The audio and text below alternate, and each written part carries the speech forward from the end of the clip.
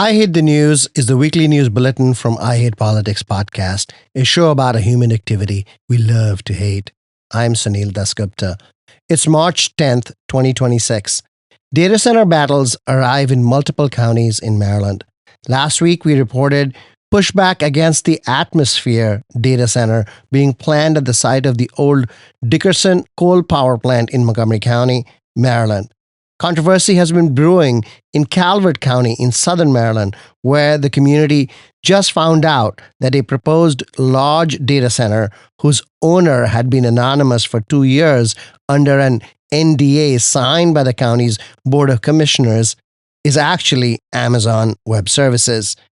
In Frederick County, data center opponents are pushing a ballot referendum against the county council's decision to expand the land area open to data center development in Adamstown. Montgomery County Public Schools is piloting an AI-based security camera monitoring system in 3 high schools. Have you noticed the increased garbage on the streets after the Snowcrete snow has melted? We have a trash report from Washington, D.C. and more. Stay with us.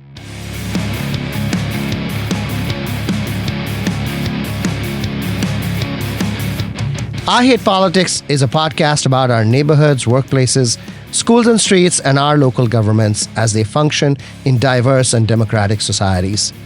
This means our politics are messy, dirty, sometimes corrupt, with often self-serving politicians.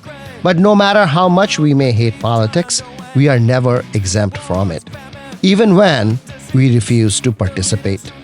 In fact, the purpose of politics is to keep society functioning precisely when we don't agree with each other, like now.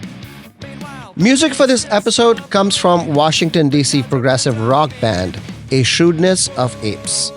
Ian Mabley on vocals and guitar, Josh Pittman on bass, and J.R. Franks on drums. You can find their music at asoaband.com.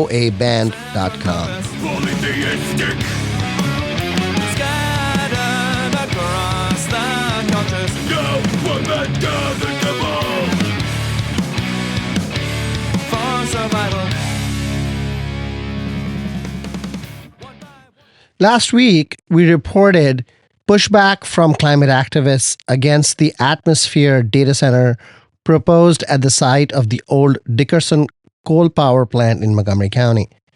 2 county council committees on March 9th voted down a proposal to set up a data center task force that was proposed by council member and county executive candidate Evan Glass. But the council still has to vote on a zoning text amendment to allow the project to move forward. In Frederick County, which is further along than any other Maryland county, the council expanded the data center development area beyond the site of the old aluminum plant at Adamstown, which was the original brownfield site, to include more agricultural and forest land, and now opponents are gathering signatures for a ballot referendum against that action. Controversy has been brewing the last 2.5 years in Calvert County, Maryland, over the identity of the company proposing a large data center project on land held by Constellation Energy, which owns the 2 nuclear power plants at Calvert Cliffs. The company, it seems, had insisted that the Calvert Board of Commissioners sign a non-disclosure agreement, NDA, and locals felt left out of the decision, even as the data center would impose significant costs on land, water, and electricity use. But over the weekend, March 1st and 2nd, it seems county residents stumbled upon a job notice for a data center manager in Calvert County that gave away its owner, Amazon Web Services. And since then, the Board of Commissioners have been battered by residents who oppose the project. On March 3rd, the board rushed through an agenda item non-conforming with the Maryland Open Meetings Act notice periods to be able to bring in an Amazon representative to allay fears that the board members were not themselves shielding the company, and to reassure residents that Amazon would in fact be available to speak to resident concerns. But no sooner had Amazon spokesperson Becky Ford finished speaking that Commissioner Mike Hart offered a motion to have a 2-year moratorium on data centers until environmental impact studies are completed. Commissioner Todd Ireland set the stage. There was some chatter on Facebook about data centers, and we asked that AWS come in, since the job posting that showed up on Facebook seemed to have spawned most of the conversation. We didn't get a confirmation until late yesterday evening that we were going to have a representative here to join us. So we were unable to make the 24-hour notice for the Open Meetings Act. We did add it to our agenda this morning when we amended our agenda. Everybody voted for that agenda, and we have that representation here to brief us on where AWS is with their project or their hiring process or whatever the case may be. Welcome. Thank you so much, Chairman. Good afternoon. I'm here, as you mentioned, at your request to speak to or acknowledge our interest in investing in Calvert County. No plans or permits have been filed. We don't have any agreements in place. I'm not here to make an announcement. I can't provide any detail on the formalities of capital investment or job creation. So we will continue through our due diligence process, and if and when the appropriate time comes up, we would anticipate filing preliminary plans and going through the public process according to the county code. So Ms. Ford, there's a lot of concern in our community about the NDA that we signed with you all, and I just want to make sure that you clarify that through this NDA, we've not made any deals for any tax incentives, any relief on any requirements to build here. That NDA was clearly so you could do your exploration in a cloaked fashion. Correct. We do appreciate all of the information that the county has made available regarding processes associated with normal course of business, permitting, plan review, all different aspects of that due diligence process, and there are no agreements or incentives in place between AWS and the county. Commissioner Mike Hart comes in at this point.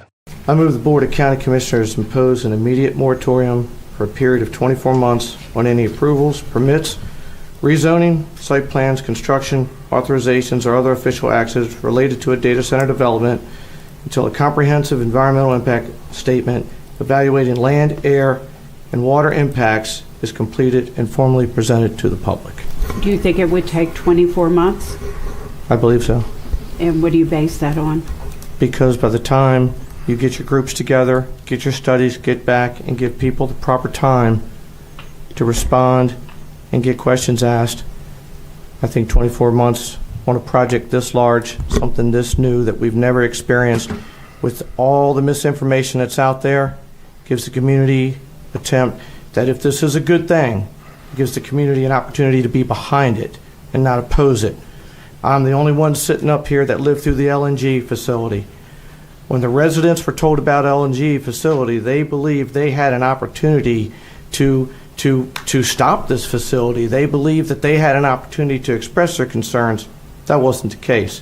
When they were given these public hearings, basically it was done, and they were just being explained what was going to happen, and all the explanation in the world couldn't prepare them for what took place. Months and months of just construction debris so bad that LNG handed out tokens. So basically, we messed up your car, here's a token, go to the car wash. It was one of the most offensive things I've ever seen. Residents had no say. And all of the things that were supposed to happen never did. Commissioner Catherine Grasso, the female voice you just heard, seconded the motion after this discussion, and then the county attorney said that the imposition of a moratorium required due process. And she suggested that the motion be amended to say that the process to a moratorium be started. Mike Hart amended the motion, and that new amended motion was what was passed by the board unanimously, which was somewhat surprising because there was considerable disagreement on the board. And then the resident spoke. My name is Marianne Adams. I am a resident of Chesapeake Beach. We shouldn't be paying as residents for $1 billion company to come in and pass on its electric bills to us. I'm in multiple groups, county groups, of people who constantly need help with electric bills, who can't pay their bills already. And then secondly, I want to know how much money this $1 billion company provides us to perform independent studies. They're going to give us a study, and it's going to say whatever they want it to say. They have tons of money to be able to pad folks' pockets and get their studies to say what they want to say. But how much money do we as a county get to perform our own independent studies provided by them? How much money do they provide us? Hello, my name is Susan Smith. I live in the Chesapeake Beach area. The root causes of the people coming to the emergency room, 35% are people that can't afford their heating and utility bills, and 25% were people with food insecurity. That's 50% of the people that are drawing on the emergency rooms. We do need some, more income. I think most people in the county would say we just don't want to have a negative environmental impact. We need good architecture. We need great engineering. We now have the Ohio EPA saying that their data centers, they're just going to have to add some pollutants to the water, and it's just the cost of doing business. We can't have that in Calvert County. Good morning. My name is Dana Jones. Morning. I live in Sunderland. My family's been in this county since the 1770s. Calvert County did not grow for nearly a whole century, from 1890 until 1960. And later, when the power plant was developed, our county started to grow. And the reason we grew was because we became a better place to live, because we had an economic engine that produced a tax base that allowed in 1972 for property taxes to be cut in half. You have a responsibility to create a viable economic future for this county. Don't miss your opportunity when a gift horse is looking you in the face. Do your job. My name is Barbara Bowen, and I'm a lifetime resident of Calvert County. I came from the Chesapeake Beach area, and I've been 36 years in Lusby. We do not want these apartments. The same way with the gas plant. It was just pushed on it. Between the power plant and the gas plant, they own most of the coastline of Calvert County. They got a terrible amount of it. And there's not any reason for that. My name is Kenneth Lee. I live in Huntingtown, Maryland. When a county executive or senior official signs an NDA, they're making the choice for us. And that's not to inform the public. Why was an NDA signed? Who is the NDA with? Well, we know who it's with now. What is the information being withheld from us as citizens? What is the public impacts being discussed behind the closed doors? What is the timeline for the disclosure? These are questions that we all deserve answers to. You've had 2.5 years to get these answers to these data centers, and now you're wanting, since the community's kicking back, it's time to start looking into these things. I feel they should have been done 2.5 years ago. The one unexpected consequence of the backlash against data centers is that a housing bill supported by Maryland Governor Wes Moore that gives developers greater certainty in the permitting process may become tied to data center permitting. State leaders interested in holding data centers at bay, at least until they agree to bring their own power generation and improve their water use plans, might very well like the fact that local governments keep veto points against undesirable projects. And whether housing can be differentiated from data centers is not entirely clear at this moment.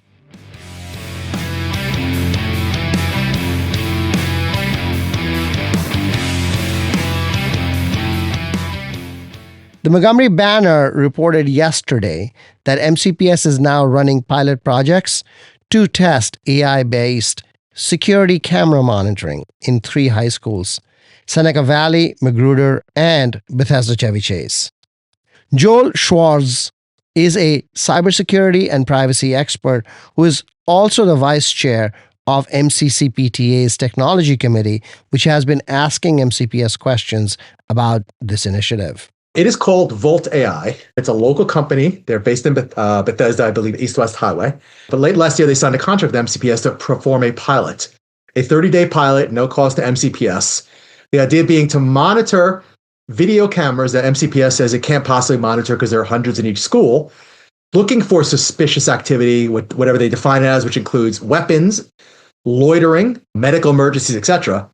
The idea being that the AI will then flag the suspicious activity, send it to a Volt personnel to review the video clip, decide whether or not it meets a rule, and then tell MCPS, which then can respond. So the idea being basically automating what is too much for MCPS staff manually to look at and monitor, from what I understand, hundreds of cameras at each school at any given time. So there will be a human person, whether from Volt or AI in the middle, or is it the case that this entire process is now automated and then MCPS security gets a AI alert and therefore can act on it? There's actually 2 humans in the loop. The AI monitors the video, identifies something that meets a rule. Volt personnel's responsibility, which is supposed to be monitoring 24/7, is to then look at that clip, decide whether or not it meets the rule. If it does, verify and send to MCPS to action on it or take further action, do something with it. If not, they dismiss it. So to give you an example, and this is my example, not something Volt gave me, but I could see how this would work, is if your rule is basically there should be nobody in the parking lot at a high school at 10 o'clock at night. 2 figures show up in the parking lot moving. Now, there could be anything. It could be graffiti, it could be vandalism, it could just be people passing by, a broken down car, etc. That would trigger a rule, which would send a video clip to Volt. Volt will look at it and say, okay, let's see who's in here. If it's 2 animals in the parking lot, then they're just going to dismiss it. They'll say, this is not meeting the rule, it's not people. If it's 2 people, they'll say, we don't know what they're doing, we're not going to make any judgment calls, let's send it to MCPS. And then they alert MCPS, who will then respond and take whatever action they would normally as an investigative agency. But I imagine this has to be pretty quick. I mean, otherwise it's kind of pointless, right? Yes. And so if you have 24-hour human monitoring, then what's the difference? Why don't you have people? Yeah, we don't have a lot of details. We did ask for more details. MCPS did not provide us with the details. We don't know how many people Volt personnel are monitoring. We don't know how they're trained. They're getting access to very, data related to children in schools, which obviously is sensitive. As a parent to volunteer in a classroom, I have to take a bunch of courses, a sexual harassment training course, a how to spot abuse in children course. Did Volt get trained that way? And more importantly, the concerns we have with regards to human monitoring is what is loitering? I mean, on a video, that can be different things to different people. There's concerns about bias, etc. So the bottom line is there's human monitoring in the Volt side. We don't know how it happened. What happens if there's multiple alerts at the same time? Do they have enough people and how do they prioritize? But most importantly, we don't know what the factors are they look for purposes of verifying and or making sure what they do with the data after the fact. So for example, to verify, they have access to a clip of data that's sent to them. We don't know what happens to the data after it's sent to them. We don't know which data is actually sent to them in terms of whether it's facial recognition or not, because we haven't gotten a clear answer. We don't know what other data they're monitoring from presentations to the school system. There was discussion of monitoring publicly available online information, which the Marcus Jones, the safety officer, clarified is not online information. But the slides clearly say publicly available online information. So lots and lots of questions, not so many answers. Your nighttime example is fine. I don't care. There are no students there or shouldn't be there at any rate. And you're monitoring, fine. You turn it on after school is over. I wouldn't care one bit. But it's during school. Are they using facial recognition? So they are monitoring the hallways. We were told they're not going to monitor private sensitive areas. So the cameras will not be monitored at bathrooms. I don't know if there are cameras in bathrooms or not. They will not be in classrooms, we were told. But they're monitoring for, like I said, loitering is one category. One of the things we asked MCPS to do is to give us details about this, perhaps work with us to put the rules together to make sure we're actually not, profiling individuals or looking for things that are inappropriate, etc. Don't know. It is monitoring hallways for also weapons detection. So theoretically, if I pull out a gun or something looks like a gun, it should trigger quickly, send the rule to Volt. Volt should quickly validate it and tell MCPS. And I think that's the easier one, right? Even if it's a mistake and it's not really a gun, I'm happy to have somebody looking at it from an MCPS perspective. But things like fighting in the hallways and, other types of activity, what looks like fighting to one person on the camera sitting for a company that's never actually dealt with students might actually be 3 students playing around and joking around between classes in a hallway. And that means they're getting sent to Volt, they're being escalated, potentially back to MCPS, records are being created of these students.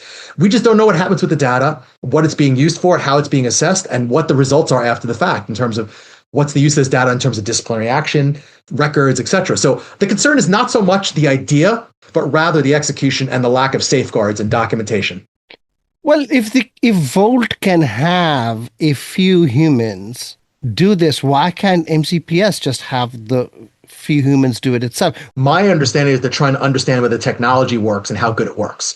So I don't know if maybe the plan might be down the road, if they like the technology, say, you know what, we'll add personnel to monitor 24/7. You're right. They could theoretically do that. But that's not how the pilot's being executed, and that's not the point of the pilot. The pilot is more of a test of whether or not it's efficacious. I will also tell you that the other concern that parents have mentioned is that Volt apparently has an agreement, some type of agreement with DHS, part of their terrorism fighting function. Anyway, concerns of parents that have come up is, we have ICE issues now. We have ICE coming into communities. Can they use these videos, or can they basically subpoena Volt to get access to the videos of children in the hallways and use it for ICE purposes, etc.? So there's many concerns. And again, if you had safeguards in place to document they would not do this, this, and this, people would feel more comfortable. Joel Schwartz, thank you. Thank you.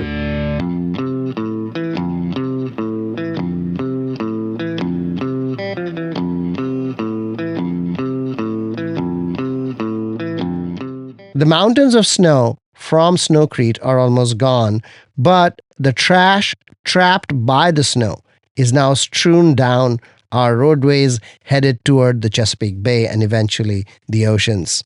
Counterintuitively, if you see trash heaped in a pile, that's a cleanup. Someone put it all together, and it can now be picked up. It's the trash that lines entire stretches of roadways that's the real problem. Ilana Mentz is the founder and executive director of DC-based outdoor education nonprofit Urban Adventure Squad, which teaches children about reducing trash in stormwater runoff.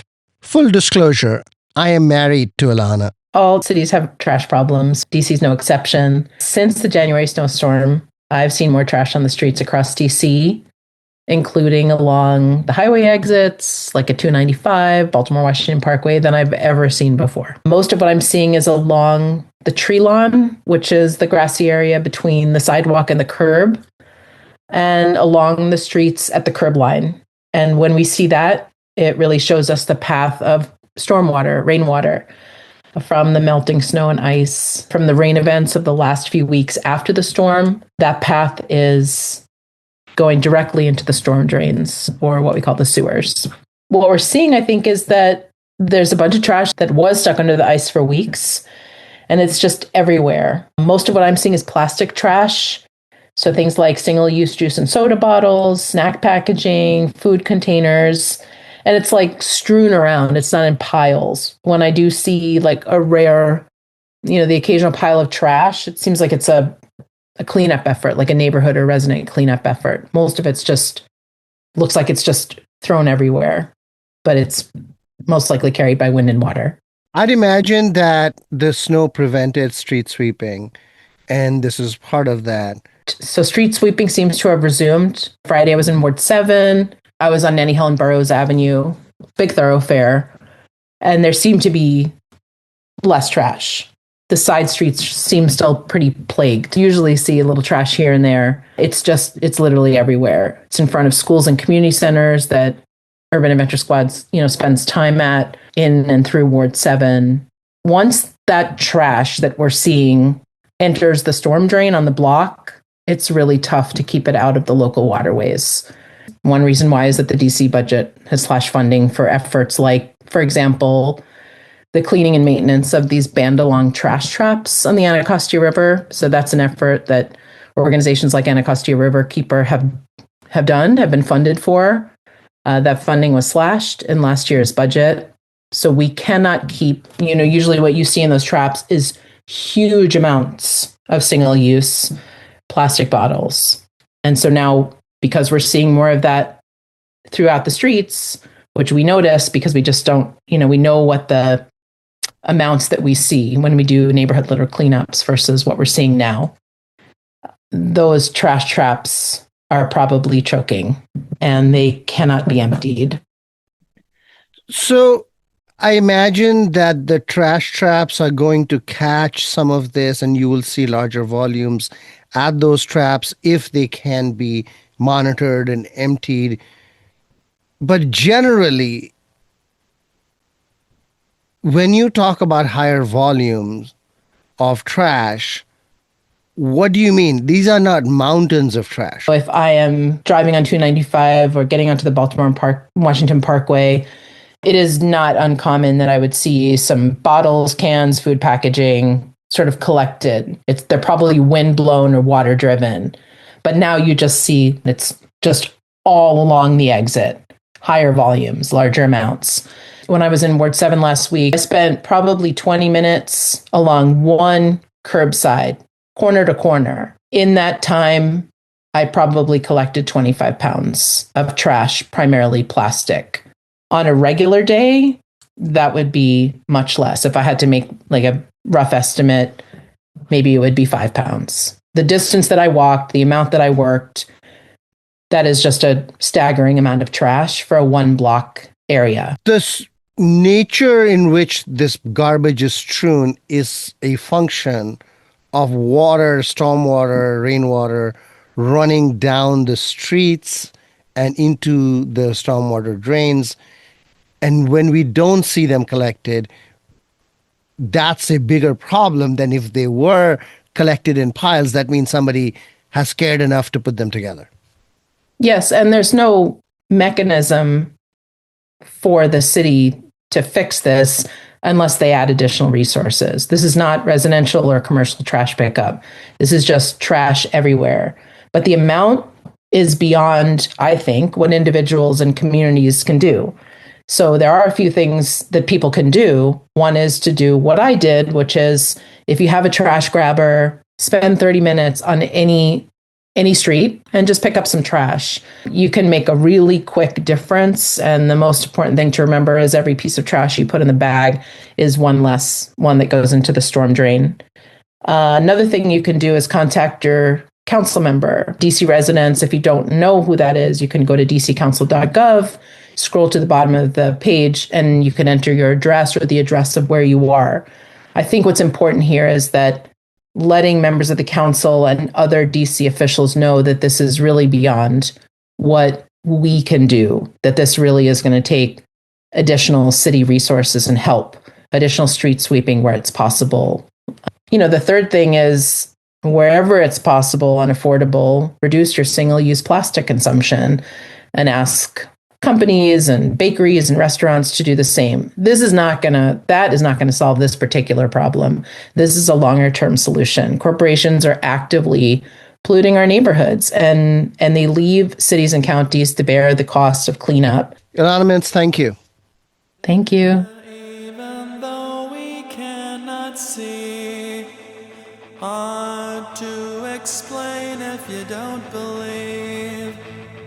Makes itself known in the dark, leaves your heart racing cold and stark.